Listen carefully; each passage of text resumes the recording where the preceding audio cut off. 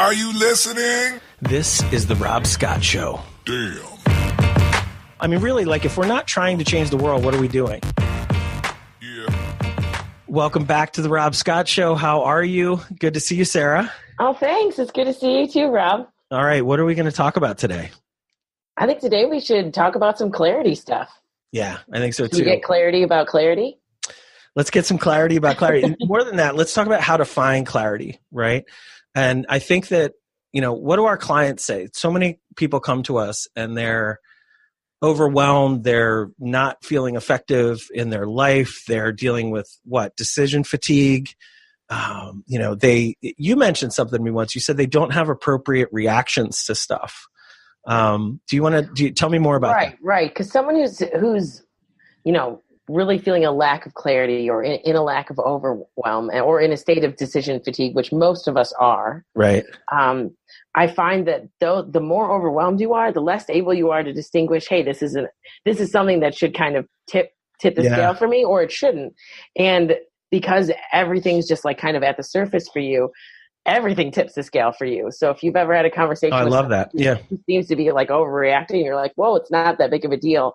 They're probably dealing with a little bit of overwhelm, a lack of clarity. Totally. Well, it's a great point. I don't know that I ever thought about it like that. Like, if you don't know what matters in your life, right? Because you don't have any sense of this is most important and this is a small deal, you end up feeling overwhelmed. You end up exhausted. Everything's sad. You're suffering in all the ways that we can suffer. And then something little happens and it feels like an enormous deal. Like it's like the biggest deal in the world. Right. And it's, other people look at you like, what's wrong with you? Right. What would it be like? Is there another description of the problem here that we can get even clearer about? Like, is it just overwhelm? Is it not, it might be like an entrepreneur who's like, I don't really know if this is even the business that I want to do. It might be. Sure. Well, I think it can show up in kind of all areas of your life. Maybe for the entrepreneur, it's a business decision. Maybe for the corporate worker, it's, do I take this promotion? For the mom, it's,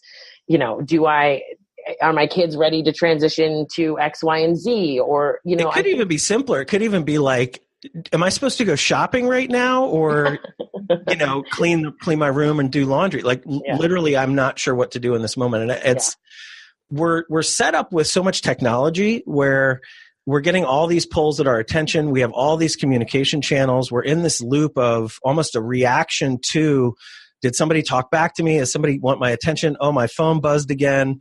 Oh, should I check the news? What am I doing now? And we're kind of all over the place. And this overlaps with 1,000 other things that we could probably talk about. But the lack of clarity underneath leads to a ton of problems, right? It leads to, I don't know what to do next.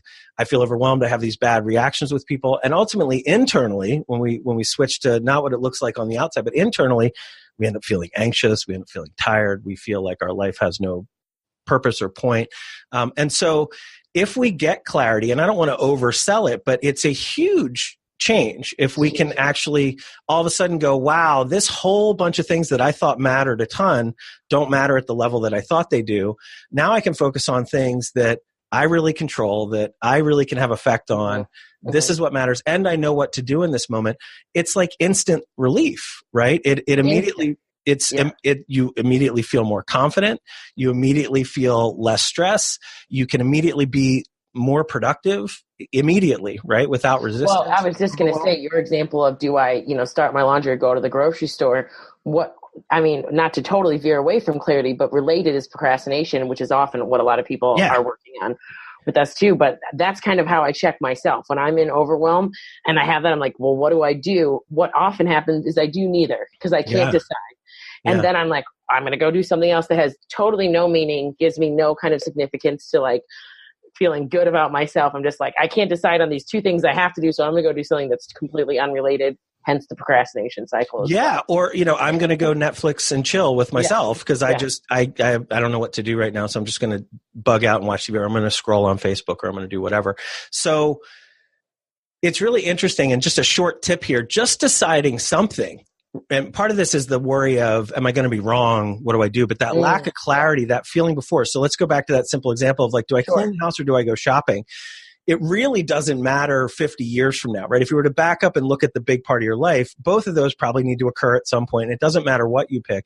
Just the act of picking one, having the confidence and the self-love, if you will, to go, I'm just going to go shopping. And once you're in on that, I think everybody listening or watching can actually imagine now you've made the decision and everything kind of shifts because you've got clarity, right? In that moment, I've chosen to go shopping, so that's what I'm doing, and it's these 10 items, and all of a sudden life becomes a whole lot simpler for that window of time, right? So in general, we want to grow this skill of like, how can I pick the things and kind of know what's important to me and know what we do? Because if not, I end up in this sense of indecision, overwhelm. I don't have clarity. I don't know what I value. I don't know what matters, right? And I guess another way to kind of illustrate how that can be an instant relief is think about most people. When you say I have to run errands, nobody wants to run errands, right? Errands is like the word where people are like, ugh. But I bet if you ask anyone who has spent the morning or afternoon running errands and getting all that done, how do you feel now? No one's going to be like, I feel horrible. I did all my errands. Yeah. Like, that feels good.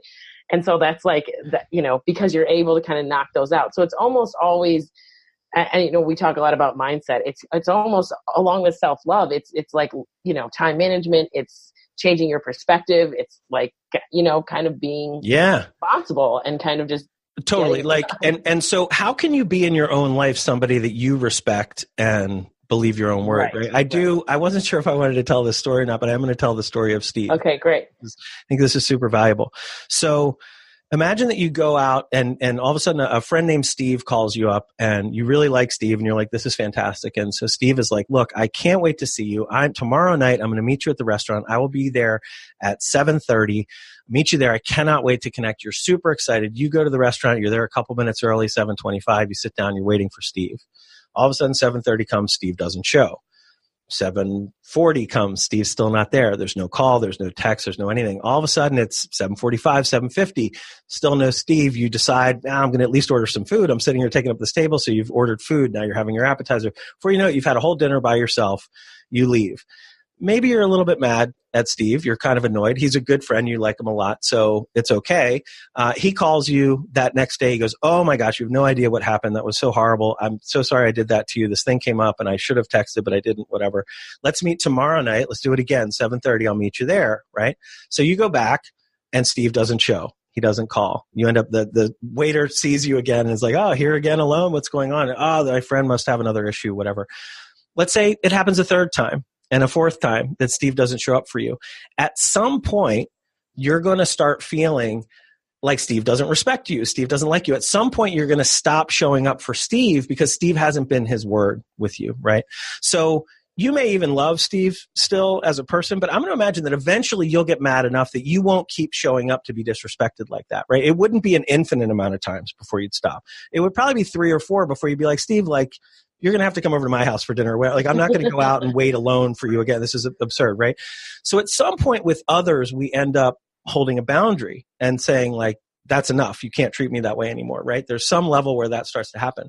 But with ourself, when we look at our own life and I start to look around my life, I go, wow, I've got that whole pile of papers to go through. Wow, I got to declutter the basement. Oh my gosh, I've got all these tasks to do for my job or for my business.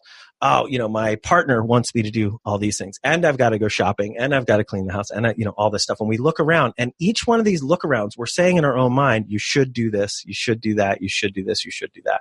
So we end up at the end of this, and of course we can't do all of it. It's too much to do in any one moment. And if we don't have the priority of if we don't have the clarity, right, and the priority of what matters most, what ends up happening is we stop showing up for ourselves, because as the end of the day goes, we've set up these little unconscious, I should do that, I should do this. Our to-do list is growing and growing and growing. Mm-hmm. Well, how do we feel about Steve after a while if he doesn't show up for us, right?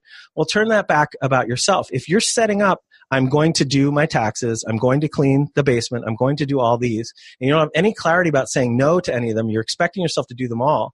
Well, all of a sudden you start to realize that you're not showing up for yourself. You're not your word with yourself. And so what that does, it immediately starts to erode self-confidence and what we often talk about, self-love, right? Yeah. And so without that, I get even more confused. The to-dos keep piling. I haven't done the work to decide, what do I really value here? What really matters? And I also may not have the time maturity, if you will, to know the limits of my own time and attention. Like I can only do a handful of things, right?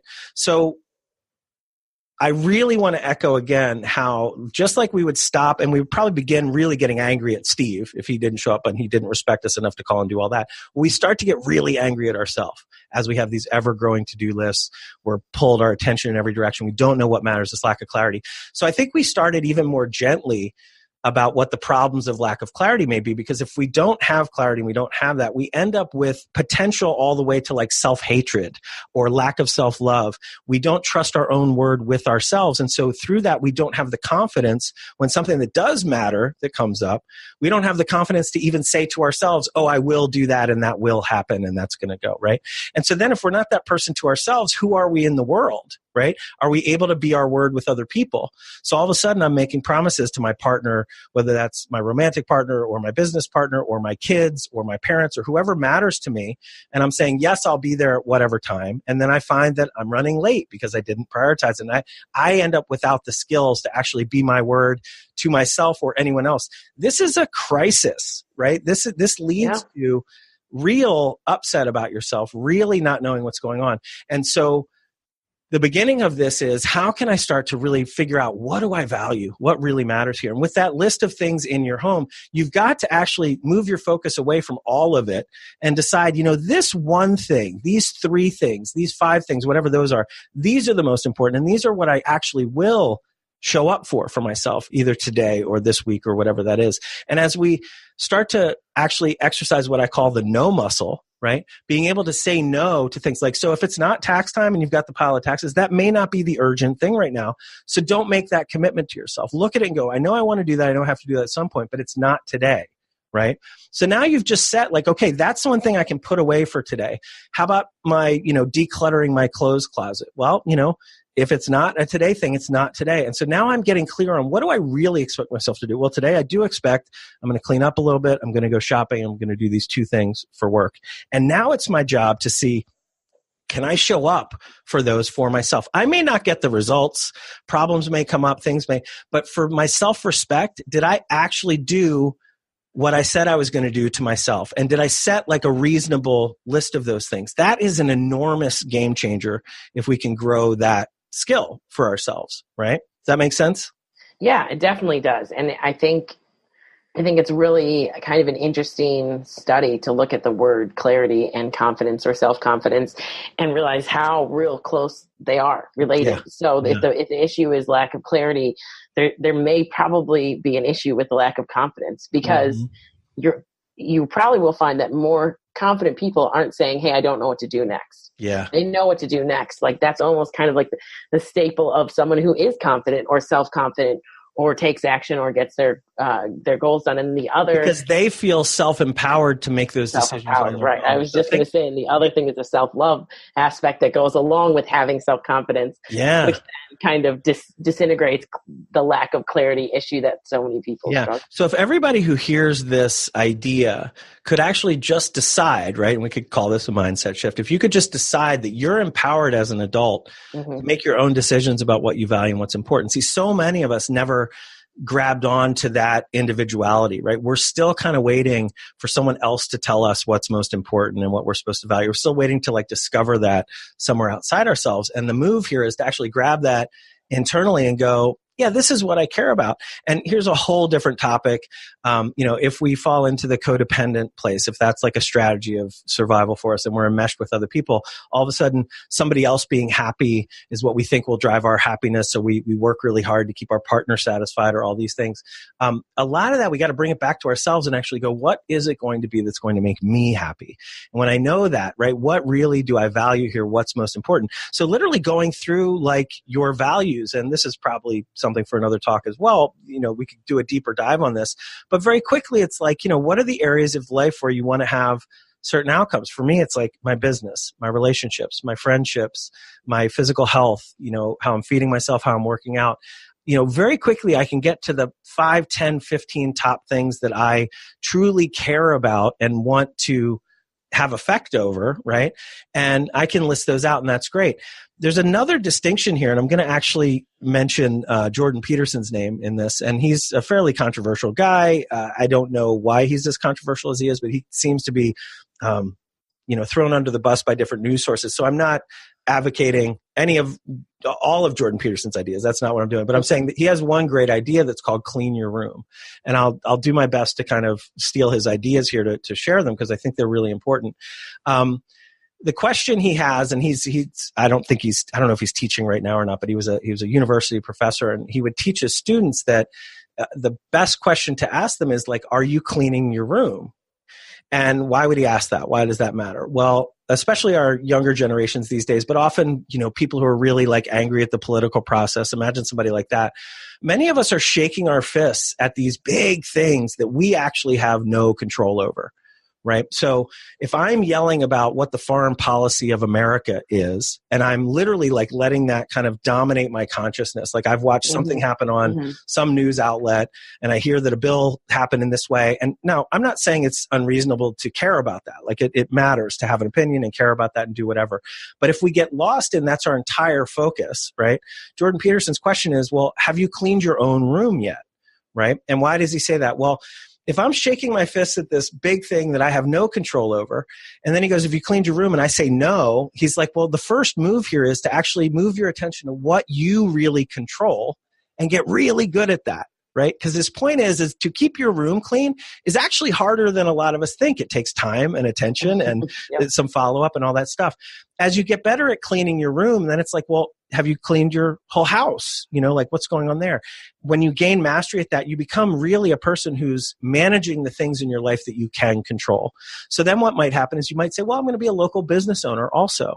And so then, have you cleaned that room, quote unquote, right? Are you good at running your own local business? Well, if you are, then maybe you start to get more involved in local politics. And once you can, quote unquote, clean your room in that domain, and you're managing all the things that you can control, eventually we might actually want really to hear your opinion on what foreign policy for the country should be, because you're becoming the person that has the ability to affect what you can control. So if we go back to the person who's not doing that, whether they're young or immature or whatever, so much of our focus and so much of our upset is on things that we literally have no influence or control over. Think about how lost at sea that would feel, right? Like if all your focus is on things that you don't control at all, these other more powerful people are doing whatever they're doing.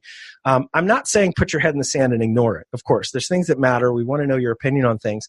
But if the majority of your life is being in an uproar about politics or an uproar about what your boss is doing that you can't control, find out what you do control about that.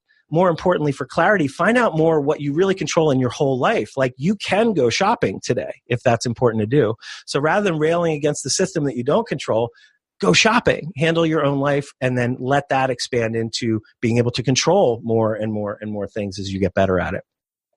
Yeah, and I like this talk because I think we are looking at a single issue, which is people who are saying, hey, I have a lack of clarity. And we kind of presented both like a new way to think about it and then literally a new action. So, right, the thinking about it would be like, line up the things that are that you do prioritize, that are important to you. Think about that and kind of like weed out or filter out all the stuff that you can't control, but also like take action, right? If you don't know those things right away, so then still take action. Do one thing, clean your room. Go shop, go grocery shopping, get your oil changed, pay your bills. So there's ways to kind of come at this lack of clarity problem in two ways. But what feels similar about both of them to me is that it starts inner, right? It starts with how you're caring for yourself, how you're showing up for yourself. Are you being Steve to yourself? Are you your word? But then there's this ripple effect that you will only get respected as a parent, in a business role, as a friend, as a partner or spouse, if you're showing up for yourself. Your people are going to give back what you're giving to yourself. So like this idea of, so people say, hey, how do I find clarity? And then the switch is, hey, be more confident and show self-love. And people are like, well, that doesn't help me make a business decision. Yeah. But it does. It does. Like that. Let me do like a Venn diagram of these two ideas, because I think number one, it's what do I value, right? That's one thing. And then what can I control? which is another kind of dimension of that. So you may value a ton of things that you don't control, and you're not going to be able to go have an effect on that.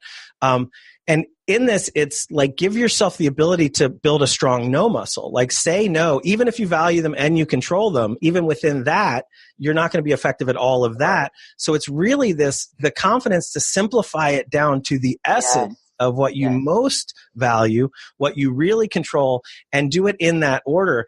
Then be your word, right? So again, if you're not your word to yourself, you're going to lose self-confidence. Right. If you're not your word to others, you're going to lose their respect and confidence. And all of that is going to feel horrible. You're not going to be, that is not the path to happiness, right? So even if, like I talk about this with people who are trying to lose a ton of weight, let's say, you don't have to lose the 100 pounds to begin feeling happy about yourself. You need to begin showing up for yourself. And as you start to have the confidence that, wow, I've gone to the gym 3 days in a row. Wow, I've gone to the gym 11 days in a row. Wow, I've gone to the gym for a whole month consistently. And now I'm starting to change my diet. You start to feel amazing, and you'll start to get results too. But you may still be very overweight and not really love what your body looks like. But because you're showing up for yourself, there's a self-confidence that starts growing. And that will have a ripple effect across the rest of your life. So if you don't know what you value, it's time to get down and go, like, what really matters to me here? And what we'll find is we're also really interested in like being popular on Facebook. And, so we show up to make sure we're liking people's things and doing all that. We're losing so much time and energy when if we really got conscious about, do I really value that? And I really want to be loved and valued by the people that I actually know in my life and are here, not some illusionary, like people think I'm popular, right? So, and that's probably for another talk as well. Like we're yeah, I was going to say, I kind of wanted to flirt with that idea too, because I think often if you think about just like kind of the base of someone who's like in overwhelm, doesn't have clarity, and maybe lacking a little confidence, and they look next door at whatever, if that's either online or in the grocery store, their literal neighbor, roommate, or someone, like, why can't I be them? It's like, why do they have clarity? Why are they making moves? Like, you'll find if you address that inner stuff, then that's kind of where, I know we don't really love this word, but that's where you kind of feel like magic or karma or whatever starts to happen. It's not magic. It's that you're showing, hey, I'm showing up for myself. I respect myself. I have self-confidence. And then people are respecting you in that same way. And that's where you're like, oh, that's how you fix that, is you start here, Let me speak to a different dimension of that. There's what our espoused values are and then what our behavioral values are. And this is probably, again, I sorry I keep saying this, but there's so much that we could dive into. We're just going to give you guys like a 3-hour podcast episode one day. We're just going to hit all. But no, values by itself is huge. But so, if you ask someone, what do you value, and what they're consciously aware that they value, they'll often say things that their behavioral values don't match at all. It's like, well, I value being healthy. But then when you look at them, they're laying on the couch and eating Cheetos and not moving and eating too much, right? So the real thing that you value ends up being expressed in what you really do with your time and attention, okay? And you may believe there's other values, but in the moment, you don't value them enough to actually do them, right? So that difference between what you say you value, even to yourself, and what you actually value in real life through your actions and what you do, it's hard to get that clarity. So I'm trying to be really valuable to people to say, hey, go look at what you value. But even that, you may need help. And again, when you need help, I mean, this is part of the work that I do with people. I mean, this is talking to a coach. This might be talking to a therapist, whatever. You can certainly go do this on your own, but some of what you value will be hard for you to see yourself, because you'll be saying your espoused values, what you think you value, I value truth, but yet you're lying to yourself and all these other people. So you could really think that you value truth, but your actual behaviors are, I really value being liked more than I value truth. And so to be liked, I kind of fib about who I am or what I've done or whatever, and I have this strategy. And so that's incredibly confusing to a human animal who really wants to be more awake, more enlightened, more effective, Absolutely. A higher quality human being on all the levels, right? So the thing that if we want clarity, we have to begin getting really honest about, and it's okay if you value laziness or ease or whatever. Like, that's not a horrible thing, as long as you know that about yourself and you go, okay, this is it. Because by the way, we all value that. Like, I value being at rest, and I value having time and ease and simplicity, right? So none of those things are bad. We shouldn't feel shameful about what we value. I guess what I'm trying to say about the technology is we're in a new land with social media and with all this stuff that we're biologically and genetically not really engineered exactly for. It's changing very quickly. So the overwhelm that we feel, the lack of clarity, is hugely in this comparison game that you're talking about with other people. And the muscle that's underneath that, the thing that you might be valuing as an example is, I want to be liked, right? I want to be popular. I want to be known and all that stuff. So that leads you back to these places where what's put in our face is everybody else's best picture with the best lighting. Like, you don't see the real life. You see them on vacation and sharing what they want to share on social. And then we map that to, my life is horrible. So what am I doing there? Now I'm not showing up for myself. I'm comparing myself to things that aren't in my control. I'm doing all these different things. And we've kind of jumped the shark with actually being not a consumer of everybody else's life, but like a creator of our own life, right? And so maybe less technology, maybe less comparison, maybe be honest with yourself about, well, I want to be popular. I'm not going to be popular by looking at everybody else's life. I'm probably going to be more popular if I'm my word and I really show up and I really do these things. Right. So getting that map more practicing the self-love, definitely. Yeah. And then obviously if you know there's a hole to be plugged, there's coaches, there's therapists, you can look into our stuff as well.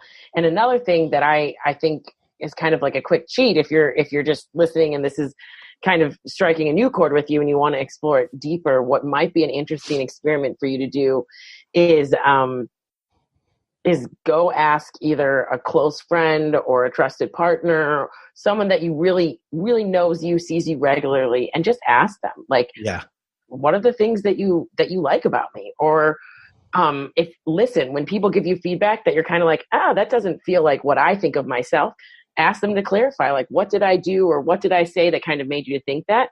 And then kind of use that other people that you trust to kind of mirror you. Yeah. And you'll find exactly, I think, what you were talking about, the difference between your values, your what did you say about the behavior and the values? You'll see that. Yeah, like espoused values, right? What you say you value versus what your behavior kind of shows that you're truly choosing with your time and attention, right? That difference. Yeah, I had that happen to me recently. I was like, oh, interesting, because we get these perceptions of ourselves, which we also talk about, but we kind of lock it in and like, this is who we are. And it's a great experiment to kind of go out again, just to like people that you trust, that see you regularly, that you know you'll get an honest answer from. Sure. And kind of see yourself from their eyes too. Like totally helpful. Yeah, in work, there's like 360-degree assessments where you find out what everybody in the place kind of thinks about you anonymously, and it helps people manage and all that stuff.